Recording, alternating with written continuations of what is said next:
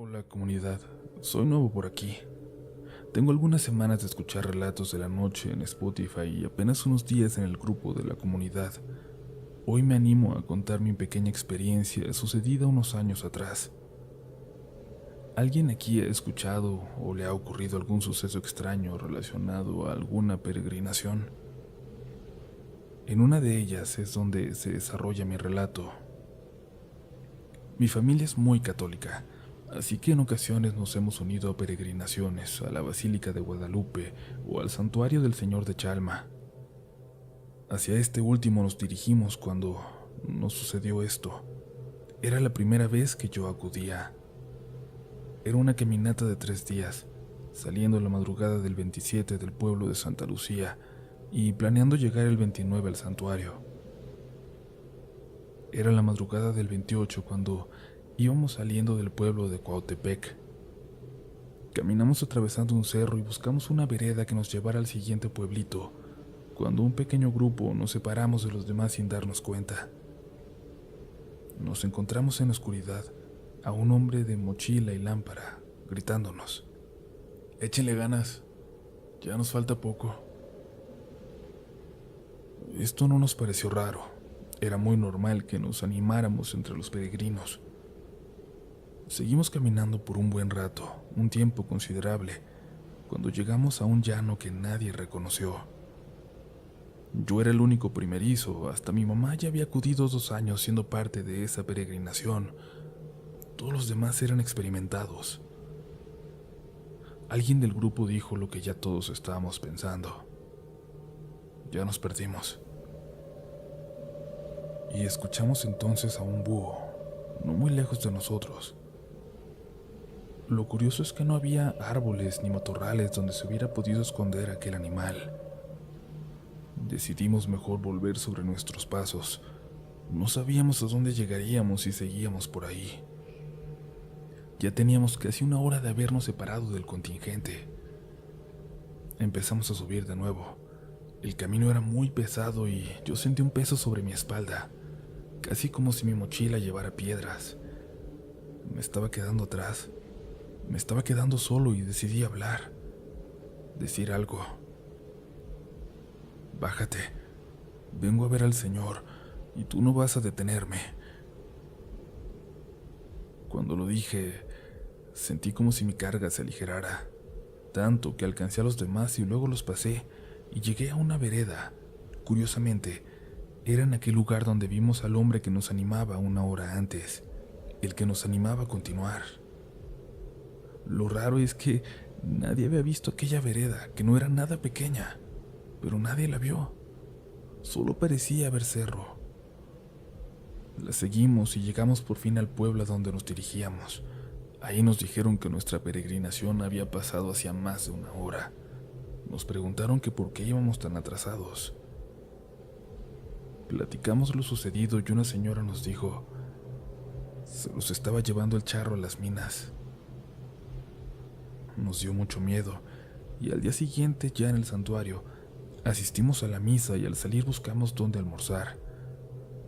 Escuchando a otro grupo de peregrinos en la mesa de al lado, alguien contaba que en aquel camino donde nosotros nos habíamos perdido, se había extraviado una peregrinación completa, y que era suficiente una sola persona sin fe para que todos fueran llevados a la mina a encontrarse con quién sabe quién, con quién sabe qué.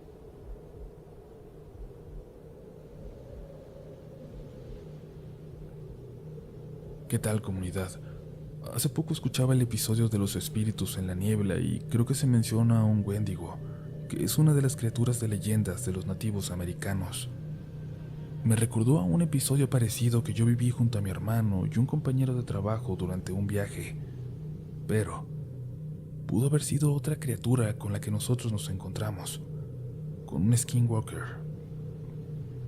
Ellos son una especie de chamanes que se pueden convertir en un híbrido entre un ser canino y una persona. Dicen que son de gran tamaño y de fuerza irracional. Mi trabajo hace 4 años conllevaba estarme moviendo constantemente entre ciudades de la Unión Americana. al lado de mi hermano y el compañero, a quienes nos habían asignado una camioneta con maquinaria para trabajar. Nosotros siempre esperábamos la llamada para saber a qué ciudad teníamos que llevarla a continuación. En aquella ocasión, estábamos en Lawrence, Kansas, y nos avisaron que teníamos que salir ese día, viernes por la mañana, para llegar a Las Vegas, Nevada, el lunes temprano y presentarnos a trabajar. Era un viaje de 20 horas entre 3 estados, tomando tramos de la famosa Ruta 66. Era bastante cansado, sí, pero nos gustaba porque pasábamos también por paisajes muy pintorescos. Esto nos sucedió cuando entramos a Utah, un lugar enigmático con sus paisajes desérticos, de tierra muy roja, lugares que parecen casi de otro planeta. Su carretera es completamente recta y solitaria. Las estaciones de servicio estaban entre 80 y 100 millas de distancia entre una y la siguiente. Lo único que veíamos de vez en cuando era algún camión pasar por ahí. La noche nos cayó encima y estábamos muy cansados ya los tres. El siguiente pueblo nos quedaba aún bastante lejos, así que decidimos parar ahí, en medio de la nada. Ni siquiera era un área de descanso, solo un espacio lo suficientemente ancho como para que cupiera la camioneta al lado del camino.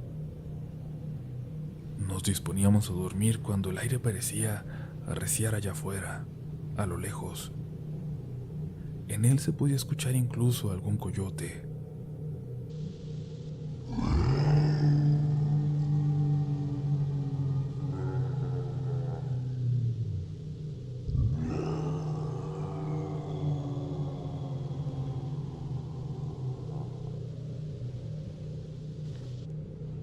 De pronto, después de un rato, escuchamos una especie de grito, de aullido, como juntos. Era como el grito de dolor de alguien combinado con un chillido a lo lejos. Ninguno de los tres dijo nada. Solo nos reímos nerviosos y nos dispusimos a dormir. Después de unos cuantos minutos, ya un poco más tranquilos, estábamos por caer por fin dormidos, cuando algo golpeó la ventana, en la parte de atrás de la camioneta, como si quisiera llamar nuestra atención. Mi hermano pensó que había sido yo al mover la pierna y pegarle al vidrio con mi bota, pero no fue así. Me levanté asustado porque yo era el único en la parte de atrás. Como yo había manejado más tiempo, me acosté ahí para estirar las piernas, pero ese golpe me había puesto en alerta. Mi hermano, claramente molesto, me dijo que parara de jugar, que teníamos que descansar para seguir nuestro camino. Estaba explicándole que no había sido yo.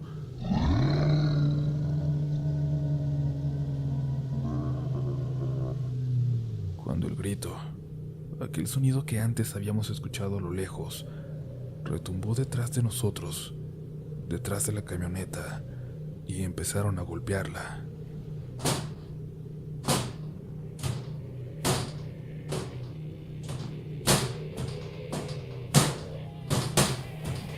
Ni siquiera quise voltear.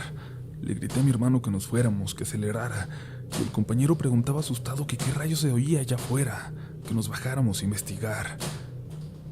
Ni siquiera le prestamos atención. Mi hermano encendió la troca y condujo alrededor de 50 millas a toda velocidad, sin frenar un solo momento. Decía que sentía la pierna muy pesada. Llegamos a Las Vegas y ya no volvimos a tocar el tema hasta que viajamos a otro trabajo, a The Dalles, en Oregon. Ahí conocí a un nativo americano. Le pregunté a dónde podía llevar de excursión a mi familia, a mi esposa y mi hija que me habían visitado en aquel pueblo rodeado de un río y cascadas, de bosques espesos y una niebla que caía todos los días en ese clima frío y lluvioso. El nativo, muy serio, me recomendó algunas zonas especialmente vigiladas, pero me aconsejó mucho no adentrarme en ellas porque aún se hablaba de wendigos, espíritus del bosque muy altos que no tienen reparos en devorar a las personas. Sorprendido por el comentario y en confianza quizás, me animé a contarle lo que nos había pasado en Utah. Él me escuchó muy atento y me respondió que ese es territorio de navajos y que, entre ellos, hay hechiceros capaces de tomar formas animales o híbridas, que fuimos afortunados de haber escapado.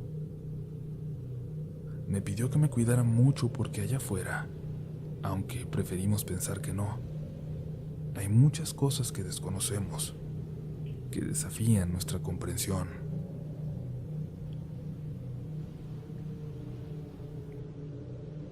Es la primera vez que comparto algo, y esto sucedió apenas anoche, 12 de marzo.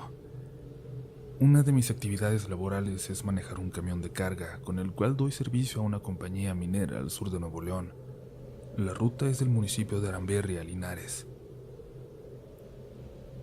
Los turnos de carga se manejan en un grupo de WhatsApp. El día de ayer sábado me tocó ir a cargar, lo que no me agrada mucho que me toque en este día, debido a que dejan de cargar a las 11 de la noche. Me encontraba en Linares en ese momento, en un taller haciendo detalles al camión. El tiempo se fue rápido sin darme cuenta, por lo cual tuve que arrancarme sin hacer paradas para poder llegar. Salí de Linares con la idea de ir lo más rápido posible para alcanzar a llegar antes de que se fuera la gente de la mina, y es que si no los alcanzaba, me tendría que esperar allí hasta que me cargaran el domingo en el primer turno. En el tramo entre un pueblito que se llama Iturbide, de donde soy originario, y una comunidad de ahí mismo llamada La Colorada, yo iba manejando y disfrutando el aire fresco de la noche cuando, de repente, al salir de una curva, me percaté de que parpadeaban luces de una torreta amarilla, por lo cual inmediatamente me anuncié para prevenir accidentes. Prendí mi torreta, luces intermitentes y las luces para reversear. Al ir disminuyendo la velocidad, fui reconociendo el tráiler que estaba parado. Era de un compañero y amigo, también de Iturbide. El camión estaba parado en la mera curva, lo cual representaba un peligro para las personas que lo reparaban y a su vez para los automovilistas que bajaban por el sentido contrario, y es que es una curva muy cerrada, casi no hay visibilidad. Al estar a unos 15 metros pude ver a un carrito sedán que estaba parado atrás del tráiler de mi compañero. Supuse que ya le habían mandado lo necesario para echar a andar el camión. También vi a una señorita que traía una lámpara de mano, la cual agitaba en señal de que yo pasara, por lo cual arranqué mi camión en cuarta para rebasar rápido aquel tráiler parado. Posteriormente me acomodé enfrente del mismo con todas las luces prendidas, como prevención y protección de los que estaríamos echando mecánica. Al bajar me di cuenta de que también estaba el papá de mi compañero, el cual en ocasiones lo acompaña, don Toño. Me acerqué al colega que estaba quitando una batería para reemplazarla por otra que había llevado el joven, el cual me di cuenta que era el que llevaba aquel carrito compacto. Me saludó y sentí que me conocía, lo cual me apenó porque yo en ese momento no pude reconocerlo. Sentía que estábamos en una zona riesgosa ya que, como les comentaba, es una curva muy cerrada. En eso volteé para la parte posterior del tráiler y vi que estaba el papá de mi compañero abanderando, y como a 2 metros de él estaba la señorita que me dio el pase a mí con su lamparita. En ese momento pensé que no tenía caso que estuvieran los dos abanderando en un mismo lugar, que sería mucho mejor que se fuera don Toño por arriba, ya que es por donde la curva es más cerrada y es bajada, y que se quedara la señorita ahí donde estaba, pero a la vez pensé que ya era cuestión de unos cuantos minutos a lo mucho para terminar y poder irnos. Mi compañero estaba conectando la pila y yo me puse a poner un filtro de aire y a cerrar el cofre. En un 2x3 ya nos estábamos despidiendo y arrancando. Le dije al colega: ahí nos vamos con cuidado porque ya vamos bien quemados de tiempo. Llegamos a la mina, cargamos muy apenitas. Salió primero mi compañero y me dijo: métele porque ya nomás te están esperando para irse. Ahí te esperamos en Las Palmas. Las Palmas es un paraje que está saliendo de la mina, después de una cuesta muy pronunciada. Ahí, por lo general, nos paramos a revisar frenos y calibrar llantas para emprender el viaje a Linares. Al alcanzarlos ya con mi camión cargado, hicimos lo mencionado en ese lugar, y un poco más relajados nos sentamos un rato los tres a platicar y a echar el lonche en el tráiler de mi compañero. Salió el tema del percance que había tenido en la curva, para lo cual le pregunté que quién era el joven que le llevó la pila, porque sentí que él me conocía. Me contestó que era un chavo de Galeana, un municipio aledaño, que iba a ver a su novia a Iturbide. Les dije que qué buena onda de la señorita por haberse puesto a ayudarnos a abanderar el percance. Pero en ese momento, mi compañero y su papá se miraron y dijeron: no, ¿cuál muchacha? El chavo apenas iba a ver a su novia a Iturbide. Yo insistí en que efectivamente había una muchacha, la cual me dio el pase con su lámpara. De hecho, me abrí un poco con el camión para no pasarle tan cerca. La vi perfectamente cuando llegué, y también al momento de estar ayudando a mi compañero, yo la veía a lo lejos agitando su lámpara para prevenir a los carros que se aproximaban. Todavía la recuerdo muy bien, se las describí en ese momento. Ella traía un pantalón de mezclilla color azul, una blusa negra, era de piel blanca, cabello negro y chino hasta el hombro. Traía su lámpara en la mano y era de complexión delgada. Mis compañeros pensaban que yo estaba bromeando, pero cayeron en cuenta de que yo no estaba jugando al ver mi semblante de asombro y preocupación.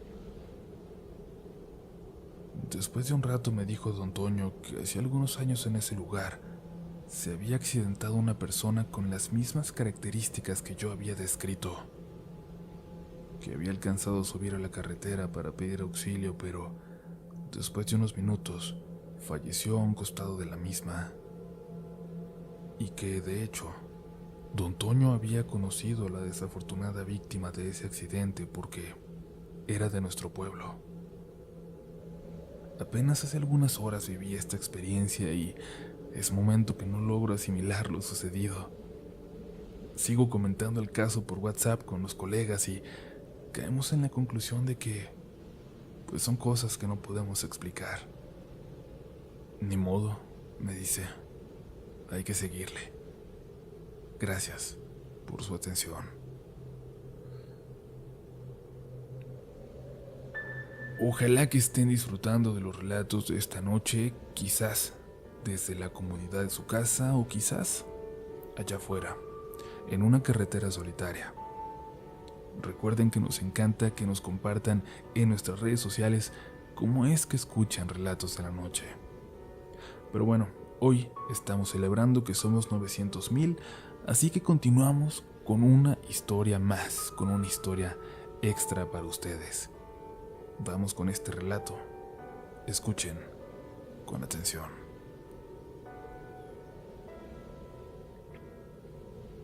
Hola amigos de la comunidad RDLN. Mi nombre es Mónica y soy de Guadalajara. Quiero compartir con ustedes mi primera experiencia paranormal, la primera que recuerdo. A lo largo de mi vida he pasado por varias, razón por la cual estos temas siempre me han interesado. Pero aquí es donde comenzó todo.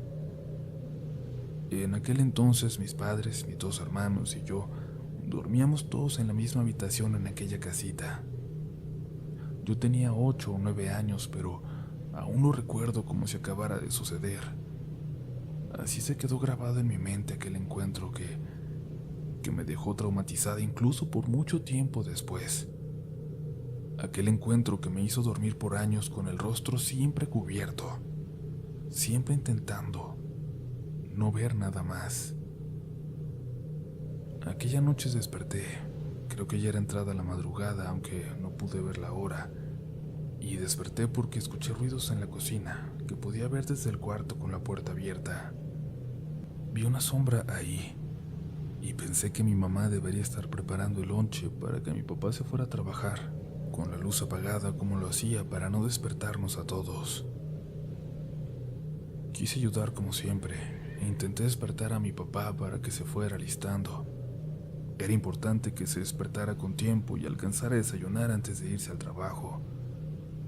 Pero no despertaba. Estaba dormido muy profundamente.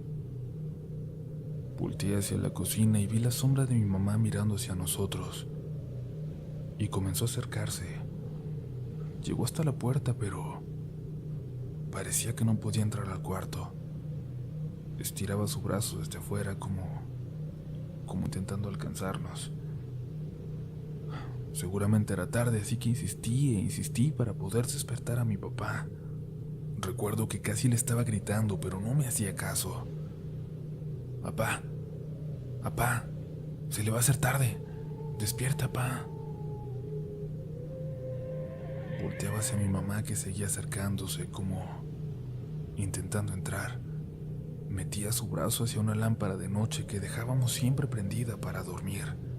Parecía querer alcanzarla, pero no lo lograba. Y yo cada vez le estaba hablando más fuerte a mi papá, hasta que mi mamá me respondió: ¿qué quieres? Ya duérmete. Sentí un golpe en el estómago. Se me bajó la sangre a los pies. La voz que me respondió estaba a mi lado, acostada con nosotros. Mi mamá no era eso que estaba allá afuera, intentando quizás apagar nuestra lámpara.